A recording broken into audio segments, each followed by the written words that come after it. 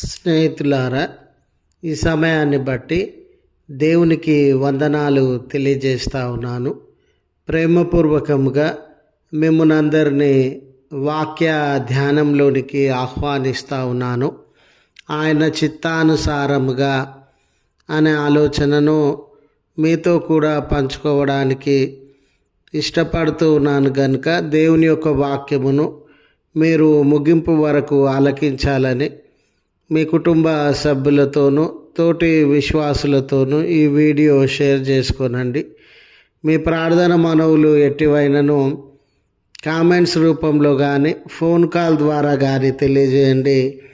నమ్మకంగా మీ కొరకు ప్రార్థిస్తాము. ఈ వీడియో మీ ఆధ్యాత్మిక జీవితంలో ఉపయోగకరంగా ఉంది అని మీకు అనిపిస్తే దయచేసి ఈ ఛానల్ను సబ్స్క్రైబ్ చేసుకోవలసినదిగా మనవి చేస్తూ ఉన్నాను. లేఖనము యోహాను వ్రాసిన మొదటి పత్రిక 5వ అధ్యాయము 14వ వచనము. ఆయన చిత్తానుసారముగా మీరు ఏది అడిగినను. స్నేహితులారా, కొన్ని పర్యాయాలు మన తల్లిదండ్రుల దగ్గర మనకు ఏ విషయాలు, వస్తువులు, అంశాలు, ఆస్తిపాస్తులు, అవకాశాలు సంతోషాన్ని, ఆనందాన్ని కలుగజేస్తాయో, మనల్ని విశేషంగా ఆకర్షించేటటువంటివి ఏవో మన తల్లిదండ్రులను అనేక విషయములను మనము అడిగేటటువంటి వారంగా సమకూర్చాలని మనవి చేసేటటువంటి వారంగా ఉంటాం. అయితే మన తల్లిదండ్రులు మనం అడిగిన ప్రతి దానిని కూడా మనకు అందించలేరు.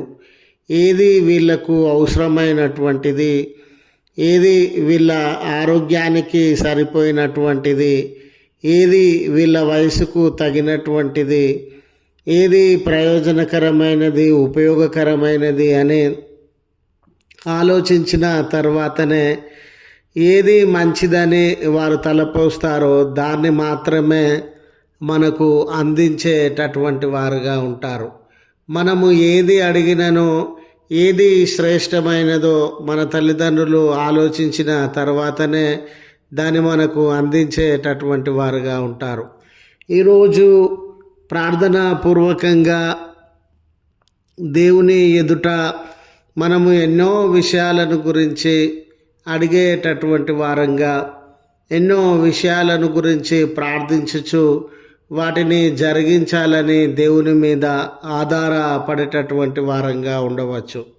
స్నేహితులారా, ఇక్కడ మనము ఏది అడిగిననో దేవుని చిత్తంలో ఏది శ్రేష్టమైనదిగా ఉండిందో, ఏది అమూల్యమైనదిగా ఉండిందో, ఏది మన జీవితాలకు ఆధ్యాత్మికంగా సరిపోయి మన ఆధ్యాత్మిక జీవితములను పెంపొందించేదిగా ఉండిందో దాన్ని మాత్రమే దేవుడు అనుమతించి అందించగలిగినటువంటి వాడుగా ఉంటాడు. కొన్ని పర్యాయాలు మనము ఎన్నిసార్లు ప్రార్థించినా కూడా కార్యము జరగకపోవచ్చు. మరికొన్నిసార్లు మనము ఎంత వేడుకున్నా కూడా ఆ కార్యము వాయిదా పడుతూ ఉండవచ్చు. ఇంకా కొన్నిసార్లు జరగని పరిస్థితులు ఉండవచ్చు. అలాంటి సందర్భంలో నిరాశ చెందకుండా, నిస్పృహలకి లోను కాకుండా ప్రభువు చిత్తము ఏమై ఉన్నది, ప్రభువు చిత్తంలో మనము అడిగేటటువంటి విషయము ప్రాముఖ్యమైనదా, ప్రయోజనకరమైనదా, మన ఆధ్యాత్మిక జీవితములకు సరిపోయినటువంటిదా అని మనము యోచించగలిగినటువంటి వారంగా ఉండాలి. అడిగే ముందే ప్రభు చిత్తాన్ని కనిపెట్టుకునేటటువంటి వారంగా, ప్రభువుకు మనము అడిగేటటువంటి విషయము శ్రేష్టమైనదా, అనుకూలమైనదా, ఆధ్యాత్మికపరమైనదా అని యోచించగలిగినటువంటి వారంగా ఉండాలి. ఉదాహరణకి, ఒకరిని క్షమించాలని అడిగితే ప్రభు మనకు సహాయము చేస్తూ ఉండవచ్చు. ఒకరి మేలు కోరే సందర్భం ఉండినప్పుడు ప్రభు మనకు సహాయం చేస్తూ ఉండవచ్చు. అదే ఒకరికి కీడు కలగాలని, ఒకరు పతనం కావాలని, ఒకరి జీవితంలో నష్టము కష్టము కలగాలని మనము ఎంతగా ప్రార్థించినా కూడా చూడండి, ఆ విషయం అనేది ప్రభువు చిత్తంలో ఉండినటువంటిది కాదు.